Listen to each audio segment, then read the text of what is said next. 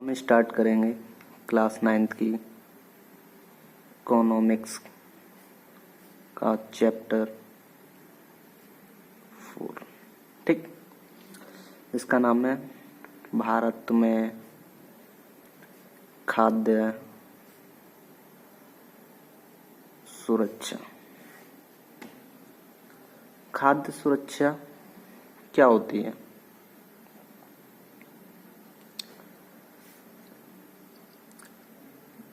मतलब खाद्य सुरक्षा क्या होती है? सभी लोगों के लिए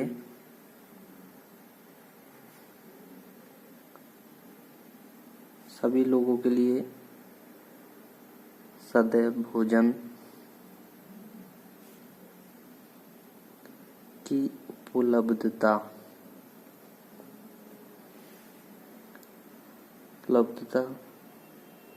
तथा उसे प्राप्त करने का सामर्थ्य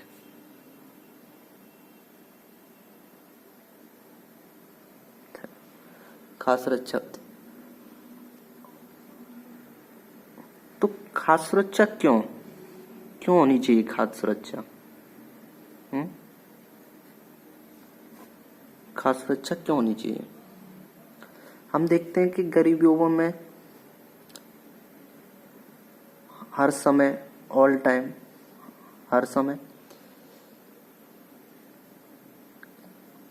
खाद्य के लिए असुरक्षित ही रहते हैं। ठीक, बट जब प्राकृतिक आपदाओं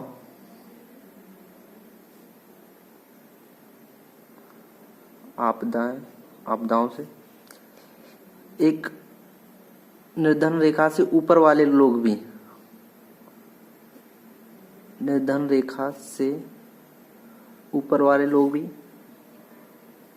ग्रसित हो जाते हैं, तो हमें प्राकृतिक आपदाओं का मतलब भूकंप, सुनामी जैसी, ठीक है, फसलों का खराब होना, ये सारी चीजें, अकाल की स्थिति बढ़ जाती है, तो जो निर्धन रेखा से ऊपर के लोग होते हैं वो भी ग्रसित हो जाते हैं। तब हमें खाद्य सुरक्षा की जरूरत होती है। तो अब इस टाइम खाद्य सुरक्षा क्या इफेक्टिव हो जाती है, प्रभावित हो जाती है। अगर फसल खराब हो जाती है तो सूखा पड़ जाती है तो फसल खराब हो जाती है, ठीक है, जिसके अनाज के उपज में गिरावट आती है।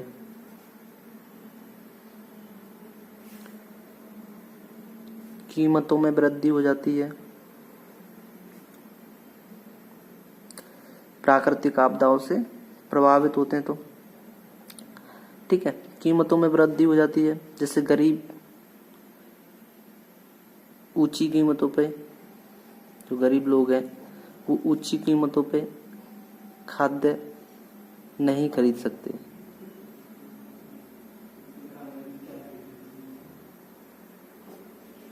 ठीक, क्योंकि वह आर्थिक कमजोर होते हैं।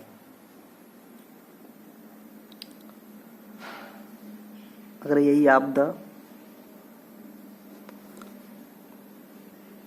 बहुत दिनों तक बनी रहे तो भुखमरी, अकाल आदि जैसी समस्याएं खड़ी हो जाती हैं। ठीक है, ये फैक्ट्स थे प्राकृतिक आपदाओं से खाद्य सुरक्षा पे पड़ने वाले। ठीक है, इसमें आगे देखते हैं। तो इसमें सबसे ज्यादा असुरक्षित लोग कौन है?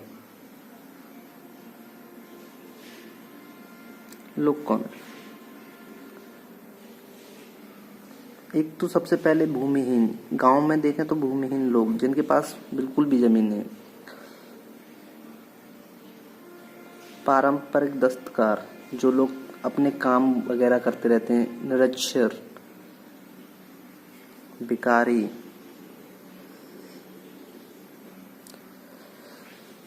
अनियमित श्रमिक, SC ST के लोग, ये जो सबसे ज़्यादा ये लोग असुरक्षित रहते हैं। भुखमरी देखें तो दो तरह की होती है, मौसमी और दीर्घकालिक। ठीक, केवल जब हम देखते हैं मौसमी बेरोजगारी देखते हैं वहीं पे मौसमी भुखमरी भी पड़ती है। केवल 4 महीनों के लिए काम मिलता है और इसमें कोई काम नहीं होता, तो इस टाइम पे मौसमी भुखमरी होती है। दीर्घकालिक, जब आहार की मात्रा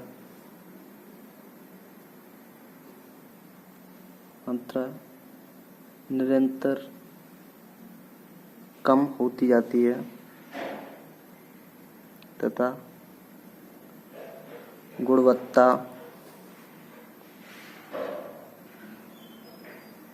के आधार पर कम हो जाती है। ठीक, अब आगे देखेंगे। जब से इंडिया स्वतंत्र हुआ है तो वो खाद्यान्नों पर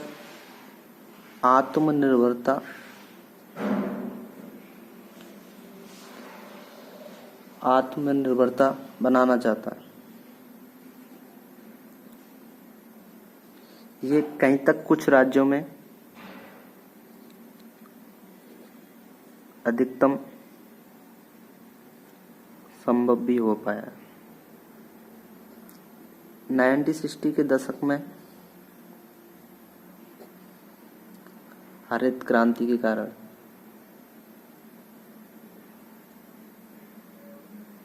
ठीक,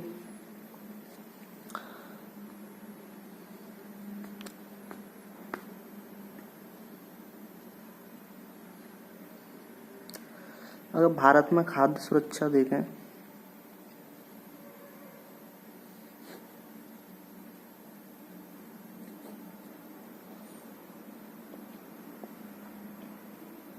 तो सरकार जो है सावधानी पूर्वक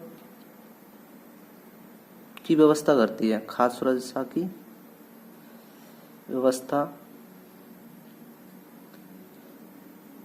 के कारण देश में अनाज की उपलब्धता सुनिश्चित की गई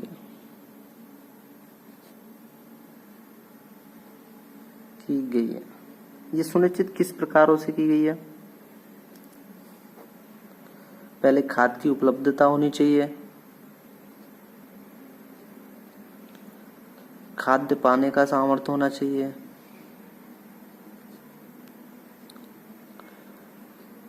अगर खाद्य की उपलब्धता है, कोई लोग ऐसे हैं जिनमें सामर्थ्य ही नहीं है खाद्य लेने का, तो खाद्य सुरक्षा नहीं हो सकती।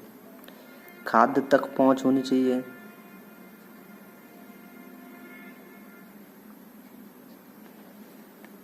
ठीक है। इसी के लिए भारत ने एक अधिनियम दिया था जिसका नाम था भारतीय खाद्य सुरक्षा अधिनियम 2013। ठीक, इस पे क्या हुआ था कि ये खाद्य सुरक्षा है, 75% ग्रामीण लोगों को, 25% इस योजना से, अधिनियम से शहरी लोगों को लाभ दिया गया था। इसमें जो खाद्य व पोषण संबंधी चीजें थी वो सस्ती कीमतों पर उपलब्ध कराई गई। कीमतों पर उपलब्ध कराई गई। ठीक। अब अगर भारत में अकाल पड़ जाता है तो उस समय के लिए भारत क्या करके रखता है। ठीक है, तो उस समय के लिए भारत क्या करता है कि भारत के पास बफर स्टॉक्स होते हैं। ठीक है, बफर स्टॉक्स होते हैं जो एफसीआई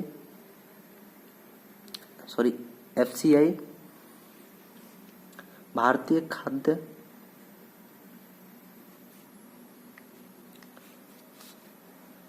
निगम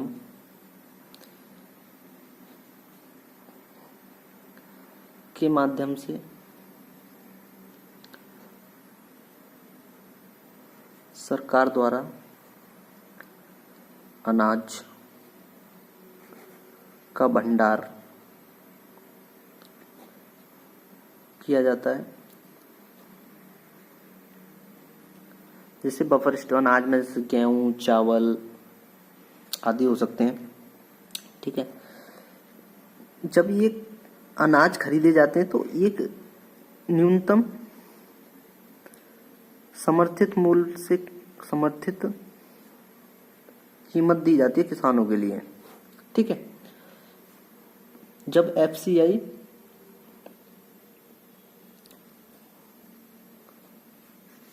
किसानों से गेहूं चावल खरीदता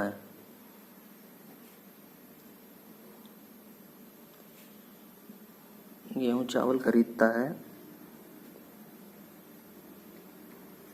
तो ये बुवाई के दौरान ही,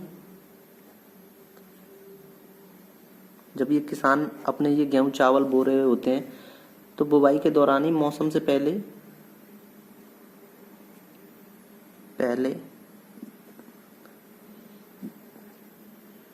कीमतें घोषित कर देता है अनाजों की।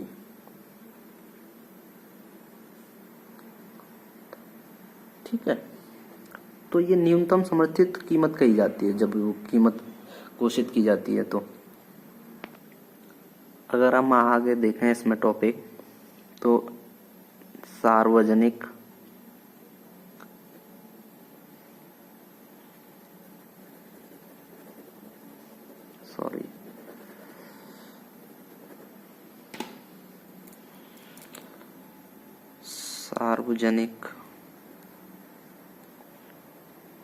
वितरण प्रणाली। ठीक, ये क्या होता है, जो राशन की दुकान होती है उन्हें सार्वजनिक वितरण प्रणाली कहा जाता है।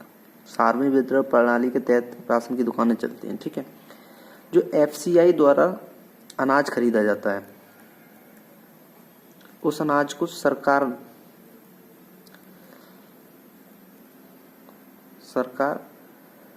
राशन की दुकानों के माध्यम से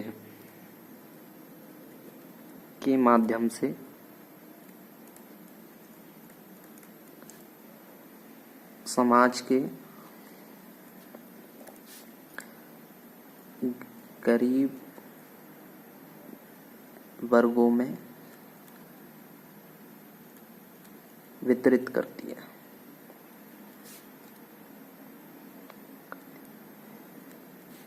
इसे सार्वजनिक वितरण प्रणाली बोलते हैं। ठीक है,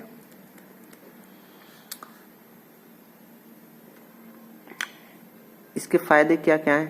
अगर फायदे देखें, लाभ देखें,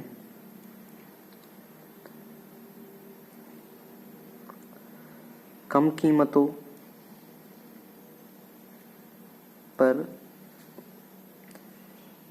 खाद्यान्न उपलब्ध होना,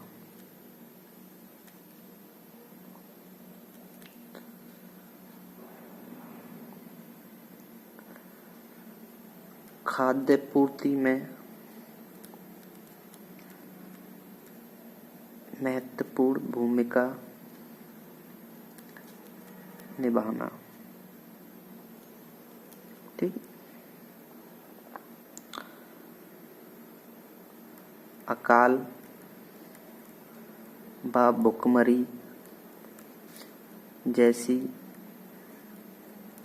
समस्याओं से निजात दिलाना बहुत सारे फायदे होते हैं। ठीक है, ये कब स्टार्ट की गई थी? ये स्टार्ट 1940 के दशक में, जब बंगाल में अकाल पड़ा था। ठीक है, ये वहां से स्टार्ट की गई थी, लेकिन 70 के दशक में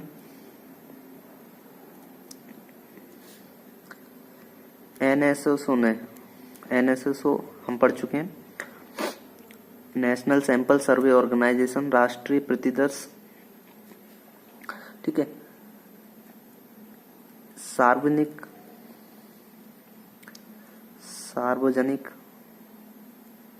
वितरण प्रणाली को स्टार्ट किया। ठीक है, एक और इसमें स्टार्ट किया एकीकृत बाल विकास सेवाएं, जो बच्चों के लिए थी।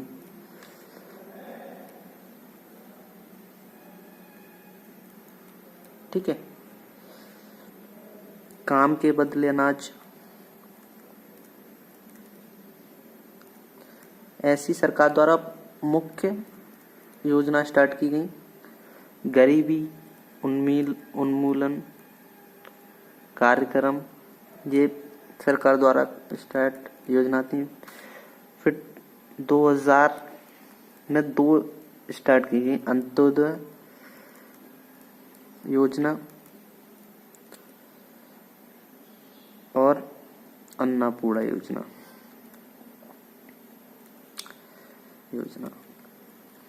ठीक, हम देखते हैं राशन कार्ड 2 प्रकार के होते हैं, एक बीपीएल और एक एपीएल। ठीक है, बीपीएल क्या होता है? जो निर्धनता रेखा के नीचे वाले लोग होते हैं वो बीपीएल कार्ड पे राशन लेते हैं, और एपीएल जो निर्धनता रेखा से ऊपर वाले होते हैं वो गरीब जो एपीएल पे राशन कार्ड लेते हैं। ठीक है, अंत्योदय योजना, ये निर्धनता रेखा के नीचे वालों के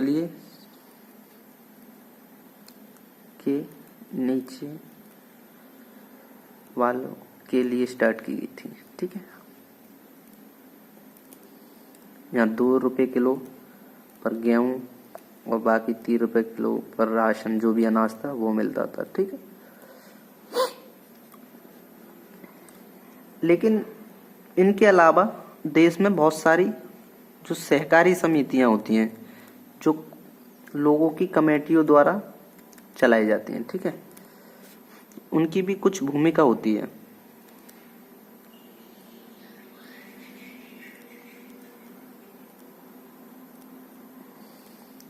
वो भी सस्ती दरों पर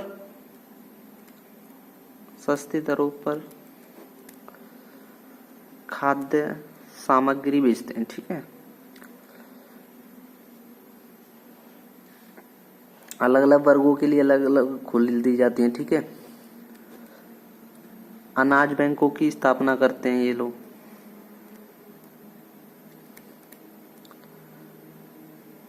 ठीक, अनाज बैंक की अगर ऐसी सहकारी समिति तमिलनाडु में 94% राशन सहकारी समिति द्वारा बांटा जाता है। ठीक है,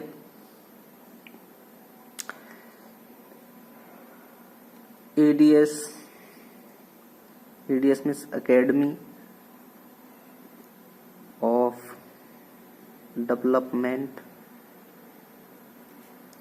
साइंस, गैर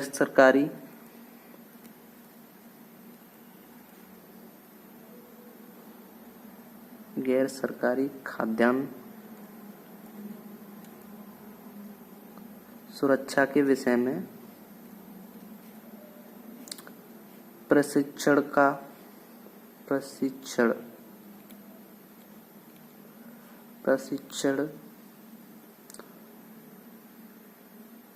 कार्यक्रम संचालित करती है। ये था हमारा 9th की इकोनॉमिक्स का 4 चैप्टर, और यहाँ इकोनॉमिक्स 9th की खत्म होती है।